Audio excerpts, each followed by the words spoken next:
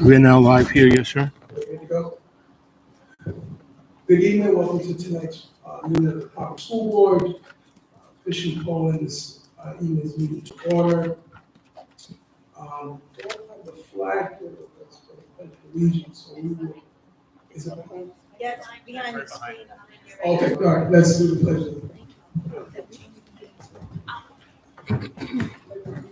To the flag of the United States of America and to the republic for which it stands, one nation, under God, indivisible, with liberty and justice for all.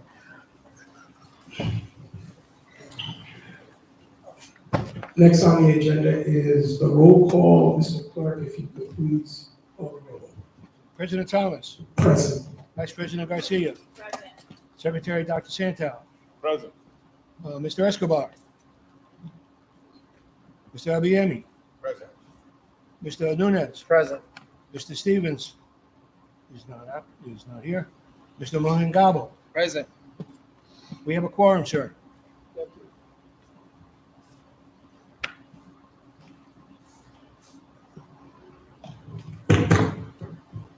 Thank you. Next on the agenda is the superintendent's comments. Thank you, and good evening, everyone.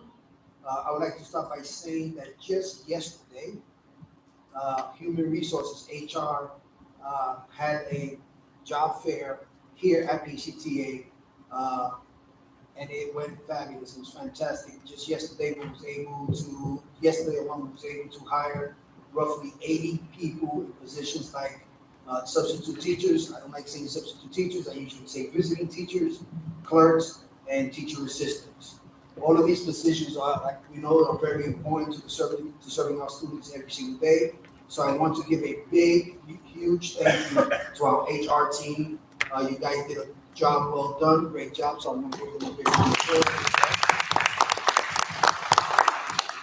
applause. We also tomorrow we want to have another exciting event for PPSD, and our students. We're opening a brand new food pantry at Mount Pleasant High School. This is a big deal because roughly 80% of our students at Mount Pleasant are economically disadvantaged. And who knows mostly than I do that someone like myself that didn't always know when I was in high school when or where my next meal was coming from. So I can tell you how important this is to have a food pantry that will support our students. We all know that if your belly's full, your brain functions better. So we all know that. So I can tell you firsthand, it's extremely important. I'm grateful for those individuals at Mount Pleasant for putting it together and opening the food pantry. Also, we had a lot of our community partners and faculty at the school who made this food pantry possible. I look forward to celebrating this tomorrow with them and give them a big thank you in person for the work they've done and the hard work making sure that they open a food pantry for our students. These are three kinds of ways that we can accomplish working together. So things like this is something small in someone's eyes, but when you turn around and look at what it means to the individual students, it's huge.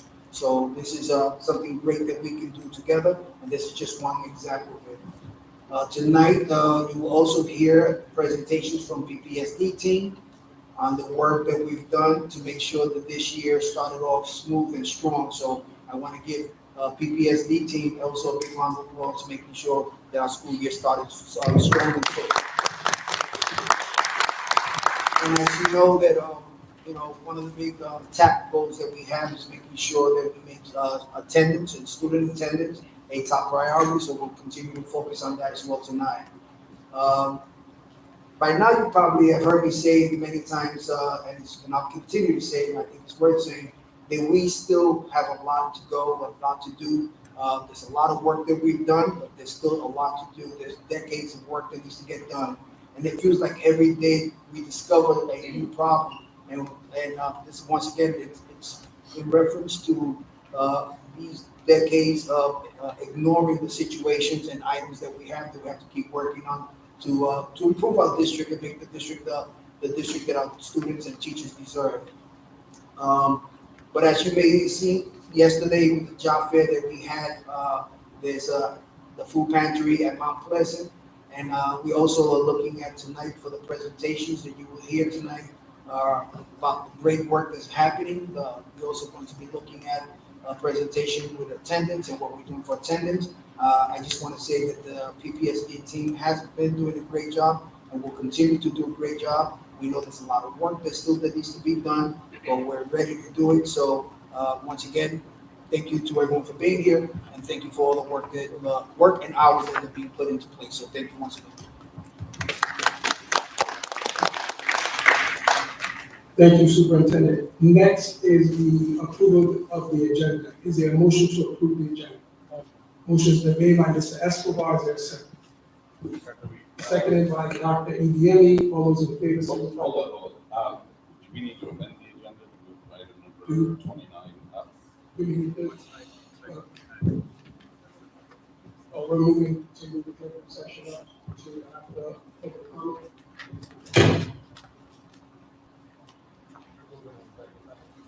Yeah, I would just amend it to move up item number 29. Motion to move up 29. After public. After public comment. Motion's been made by Mr. Escobar. Is there a second? Second. Seconded by Dr. Santel. All those in favor, signify by saying aye. Aye. Motion carries. Thank you, Dr. Santel, for the correction. Next on the agenda is public comment, ready to be heard. I believe the clerk has the list for those who have signed up this evening for public comment. I do just want to remind those who have signed up that there is a 3-minute limit for public comment. The clerk will be keeping time, and we're doing this to ensure that everybody has an equal opportunity. So, Mr. Clerk, if you could call up our very first Cynthia Jones was the first to sign in. Is Cynthia here tonight? Thank you.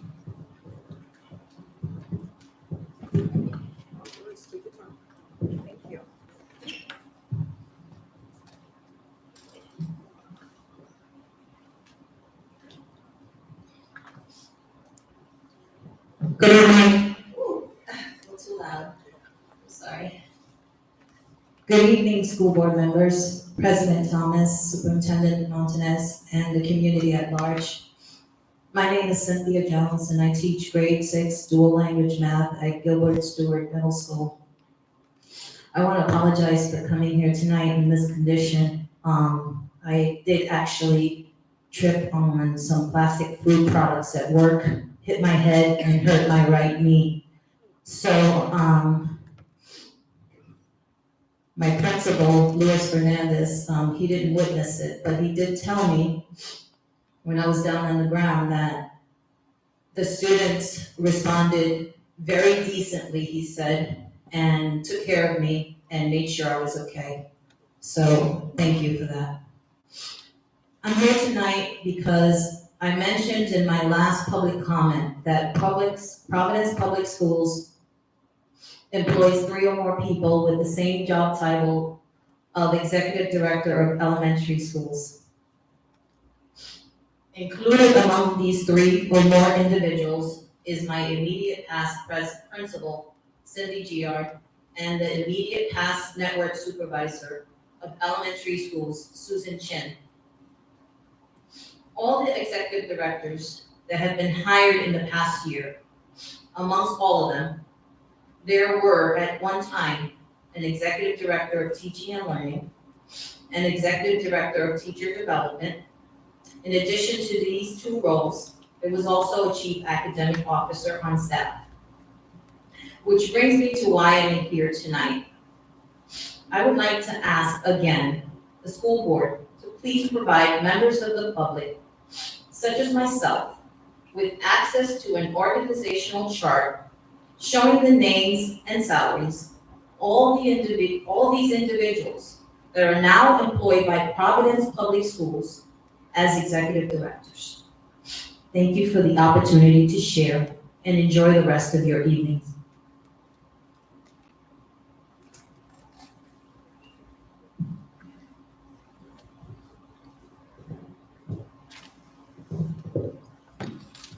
Thank you, Ms. Jones.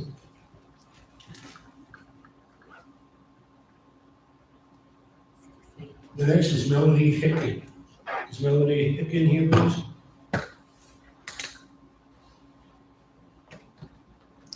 After that is Victor Capellan. Mr. Capellan?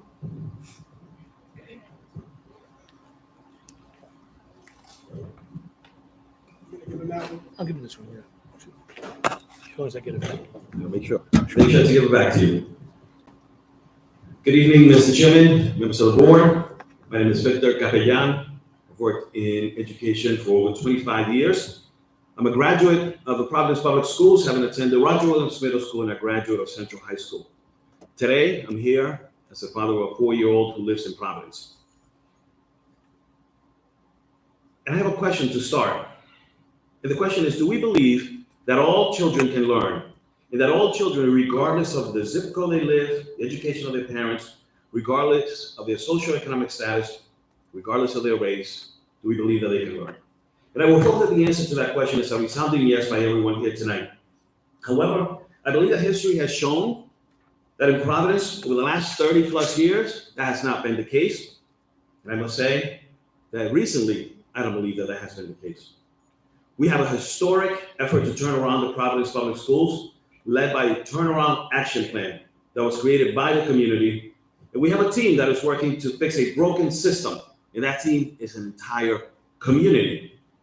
However, it seems to me that some individuals, especially members of this board, are satisfied with pointing fingers at those who are trying to fix the system, rather than accepting collective responsibility for the failures of over many years of this very system by countless mayors, superintendents, union leaders, commissioners, and yes, even school board members.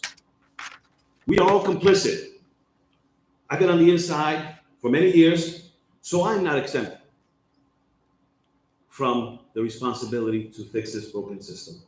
You are not exempt from fixing this broken system. This school board has tremendous responsibilities, even with the state intervention, and the responsibility to work with families, with teachers, and certainly to work with this superintendent and his team to build on this turnaround action plan and to not just simply respond to the Twitter sphere and the fake Twitter accounts.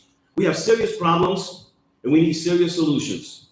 Complex and comprehensive solutions that do not fit in a 280 character Twitter response. When situations arise like the one at A Ventures, people started calling for all kinds of investigations. Even after it was clear that there was an investigation being done by your legal counsel. Members of the school board asked for an investigation into the investigation. And they sent it to the governor, to the Senate, to every media outlet. I don't know about you, Mr. Chairman, members of the board, but I trust Mr. Ruggiero and his work. But more than that, I trust our teachers and our students. And what many did was to judge our teachers and to undermine the work of our students.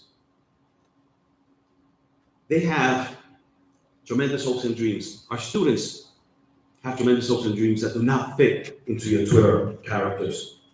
So yes, we must have high expectations for all, absolutely.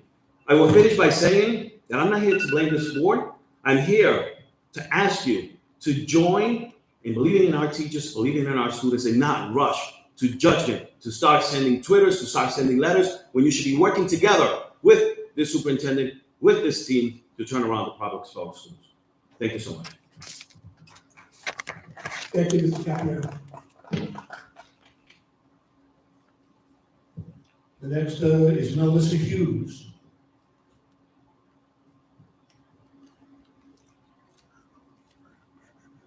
I'm not leaving you my phone.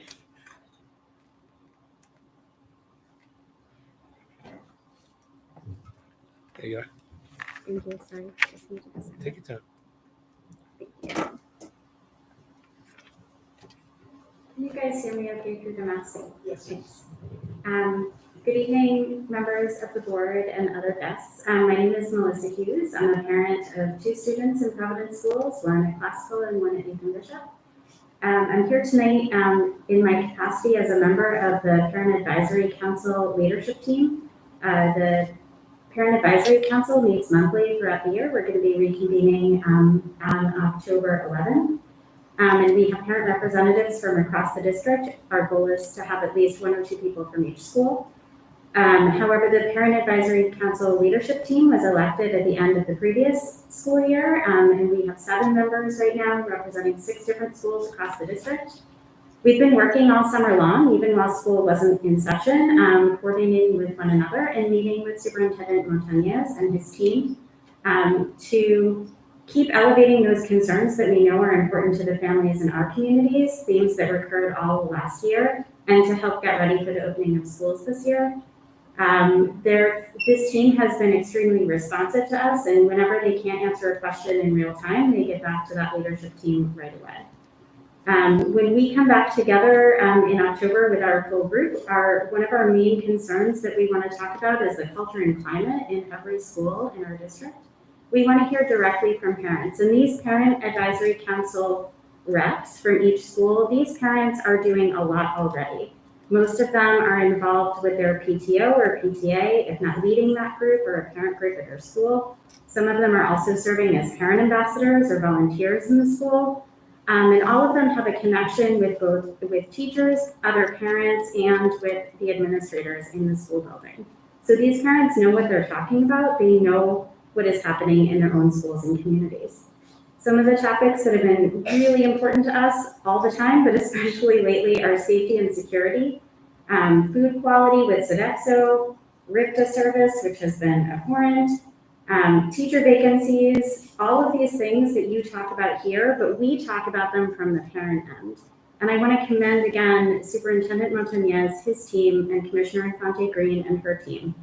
They meet with us every single month and hear directly what's happening on the ground. We do hold these people accountable because they want to hear from us. They want to know what the experience is like for families. And this is such an important group. We're not the only group. There's a Parent Advisory Council, a district-wide advisory council that includes community members.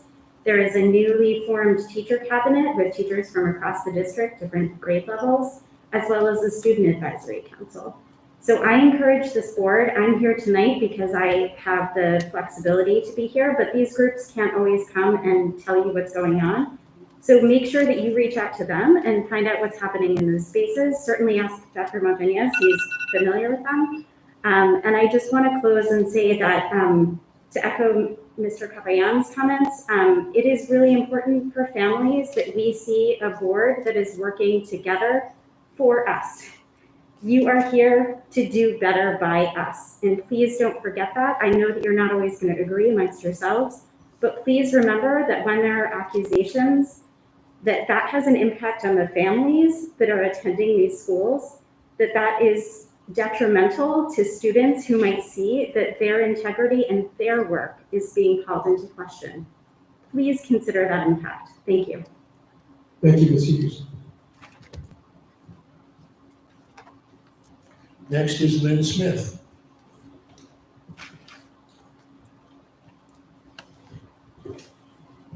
Good evening, members of the school board and those of you in attendance. My name is Lynn Smith. I'm a health teacher at Nathaniel Green Middle School. I'm here tonight to give you some insight why our building and our parents support the Yonder program. We would be the first school in the state of Rhode Island, public school, to institute this program. And I just want to very quickly, because I know I'm on the timeline here, tell you some of the reasons why we support this Yonder program that is for cell phones that are being put in a contained case. So, I come from a background in health, so tonight we're hearing about academics.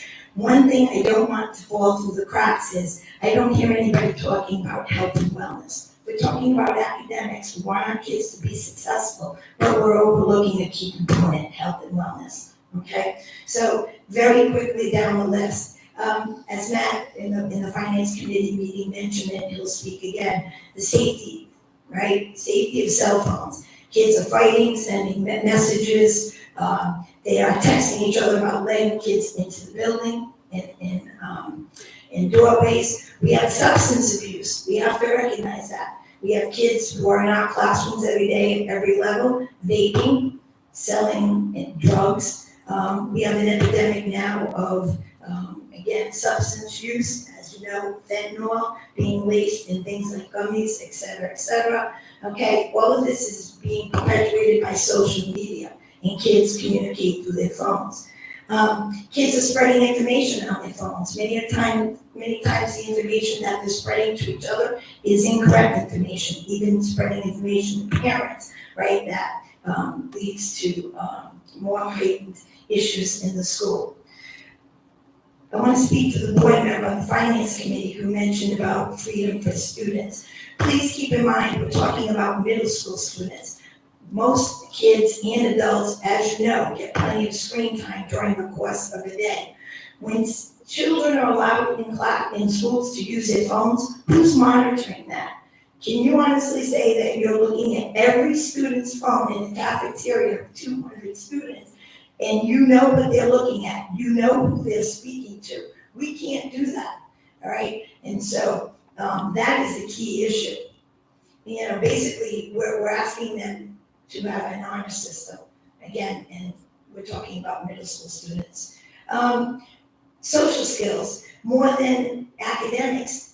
School is more than academics. Kids are supposed to get to know each other. They're supposed to socialize. They're supposed to have eye contact, getting to know each other. The phones are taking away from that.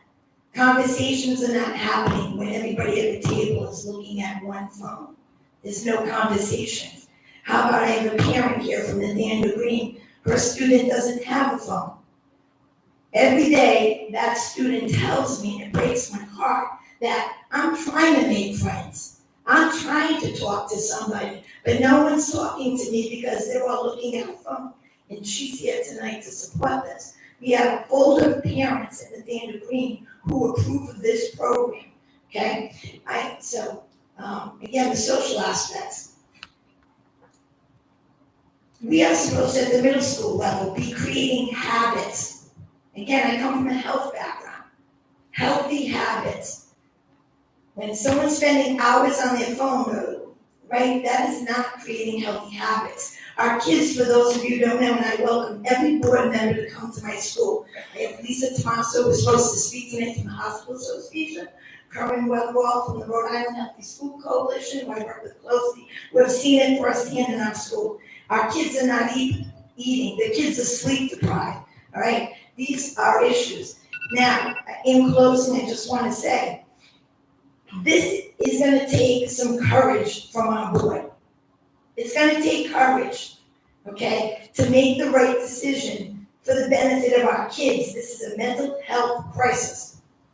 So if you really care about the success of our kids, and we're hiring more guidance counselors and therapists, and we're putting a Band-Aid on it, ladies and gentlemen. We're putting a Band-Aid on it.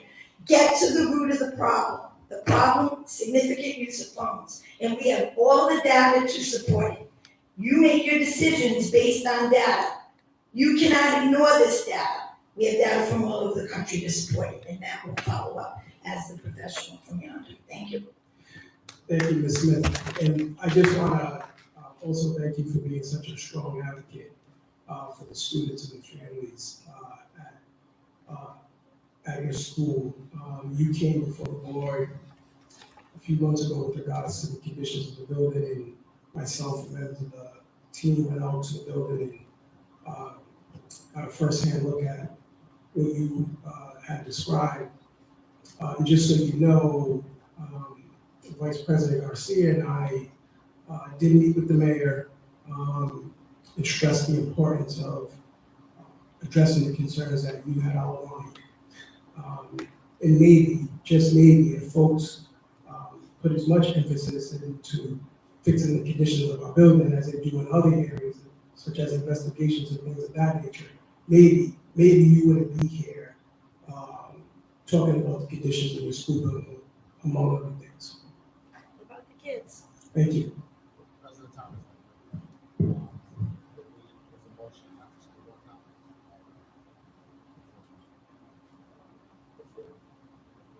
After this, can't make a friendly amendment after school vote comes before the public discussion. Well, let's get through the. Okay. we'll take a look at it from the. Okay? Sounds good. Thank you again, Mr. Smith. The next is Joel Sullivan. Mr. Sullivan? Mr. Sullivan is absent. Last would be Elizabeth Amadio.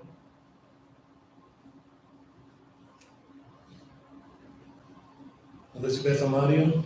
That's all we have, a public comment, sir. Okay, so here's the thing with public comment. I know that there was a gentleman, I believe, who signed up for public comment here.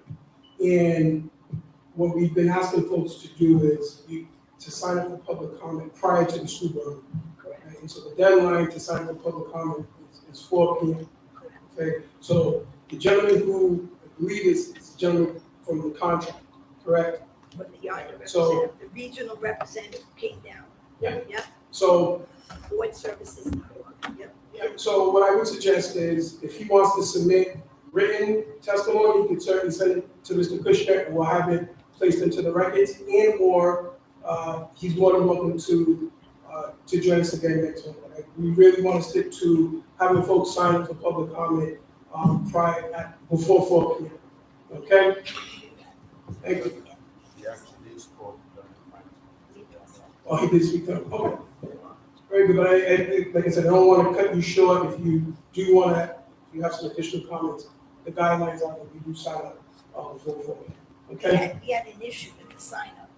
We had Lisa Tomaso, we had some other people who tried to sign up and it wasn't working. So and again, I don't want to take away from the board, but he made a special trip. He's not local to be here tonight, so to ask him to come back a month later. Completely understandable. And again, the gentleman would like to, submit public comment, written, we'll make sure that it's put into the record. I'm aware of some of the concerns and I've been in contact with folks throughout the day. Okay? All right. Mr. Escobar had made a suggestion to have school board comments prior to going into an executive session. I will oblige Mr. Escobar's request and ask for a motion to amend the agenda to have school board comments before heading into executive session. Is there a motion? Motion been made by Mr. Escobar. Second.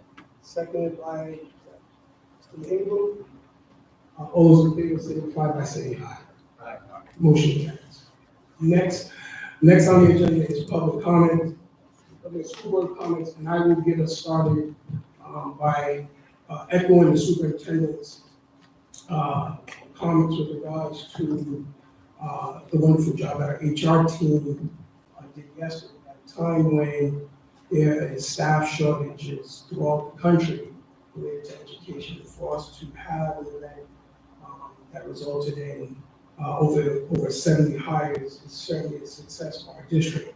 And I hope that it is just the beginning of us being able to continue to bring in qualified folks into our school district to support our students and our families. So I too would like to congratulate the HR team on a job well done, because certainly during this time, everybody in our building is needed. I also want to give my thoughts with regards to A Venture. And I know we're going to an executive session shortly to learn more about the investigation. But what I will say is, and I mentioned this last month, I think the behaviors that were shown throughout this is just as detrimental to the school district as the alleged allegations themselves. And while we all are here to do what's right by our students and their families, we must be able to do so with a sense of decorum and allow for all of the information to come out before we rush to judgment. I intend to follow up with the A-Venture staff and meet with them personally, and I would encourage board members, after we hear from Mr. Ruggiero with regards to the findings, that folks, if they feel compelled to also follow with the eighth inch staff, because what has happened here has left a scar on the school district. But it's one that we can repair together. And I believe that it is time to turn the page with this and move towards a place of healing and working together as one board and as one school district for the betterment of our students. And I certainly look forward to that. I know that there has been a number of questions and concerns with regards to RIPTA and the chaos that it has caused families and students. I want to commend the superintendent who behind the scenes was working diligently, I believe all the way to the governor's office to get this matter resolved. And from what I understand, it seems like beginning tomorrow that the buses will be going back on schedule. And we hope that there is no more interruptions moving forward. But for a school district that prioritizes attendance, certainly we need to utilize RIPTA to ensure that students get to school on time. We hope that for the rest of the school year that this is not an issue. Lastly, I do want to just congratulate my school board colleague, Mr. Idiani, who recently defended his doctoral dissertation and is now a doctor.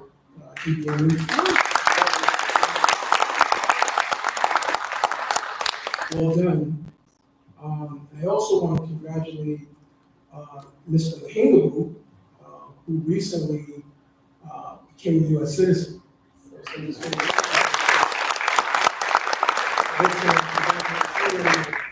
Good job well done.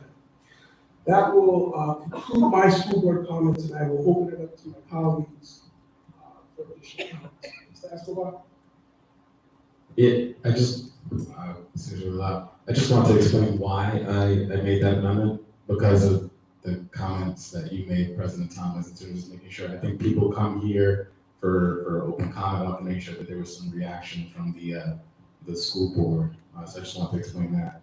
The other aspect is, I do think phones in schools need to be looked at more seriously. I think about myself. If I had a smartphone and I'm in middle school and high school, the impact that could have had on my learning, and I was already a student that was the back of the class type of student and didn't necessarily pay that much attention for a whole bunch of other reasons. But we have grown adults that talk about the impact of the screen time, social media, being addicted to their phones. Grown adults that have had impact on their mental health. Yet, middle school, high school youth, the increase of suicidal rates for our students and the impact of social media, it's also new that how can we have students be able to go through their phones either for safety reasons, right? A lot of parents have sort of that mechanism to make sure it doesn't really impact the classroom. So something I've thought about a lot. Like I would never categorize myself as a teacher. I teach once a week at a charter school, I teach a nonprofit class, and just the reliance on their cell phones at such a young age, it's just so new. Like what is that impact that we're having on education? Like teachers are already going through so much to try to grab the attention of students at every grade level, and just have a device right there, right, that they're addicted to, right? It doesn't really depend on age. So many people are just addicted to the cell phone. I'll say myself included. I probably have a little bit too much screen time. Sometimes I shut it off and put it to the side. So I just want to have that comment. I think it's an interesting conversation. It's something that should be explored not only here, but just across the country, right? This is still something so very new to us. The other aspect is the school board and RIDE relationship, something I've been very consistent, at least talking with school board leadership, is I come through this position with a lot of empathy of we are all coming in with a good intention of looking to do well. And this takeover system having joined the board right before the takeover has not been clean in terms of relationship building between the board and Rod. I don't think it's a point fingers type of aspect, but if you don't build relationships with someone, then how can they trust you when you are looking to do a good thing in this aspect when we're talking about this current topic? So I come with a lot of empathy. I don't think it's sort of a blame game type of aspect. And having joined the board right before the takeover, I never necessarily felt part of the team. I'll speak individually. I'm someone that voted against the takeover. They were out there talking about, hey, we really need to build relationships at the top. And that's something that is still a problem to this day. So I wanted to make that a point because I know it was like targeted at a few school board members that are mostly new, and I won't speak for them, but we gotta build relationships. We gotta have like a kumbaya moment where we're all talking to one another. We all understand where we're coming from, and we're not having some public comments or out in the media, the Twitter sphere. Like we should be done with that, right? So I just wanted to speak at least in support of my, of school board members that were kind of pointed out in that way. But you can't have trust if people feel you haven't built that to begin with. So I just wanted to put those two comments and thank you, President Thomas. Thank you, Mr. Escobar. Additional comments from school board members? Okay, if there are no further comments, we will move to we're moving up executive session to the next item. So executive session pursuant to Rhode Island General Laws 42-46-4 and 42-46-5A for A9, discussion findings of the investigation conducted by Providence Public School Department General Counsel into grades awarded to certain recent graduates of Mount Pleasant High School by Adventure Academy's program for overage undercredited students. This requires a roll call vote. Mr. Clerk.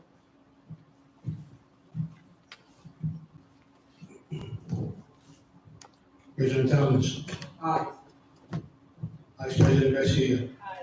Secretary Dr. Santa. Aye. Mr. Nunes. Aye. Mr. Montalvo. Aye. Mr. Escobar. Dr. Adeyemi. It's affirmative, sir. Motion carries. We stand in executive session. Thank you.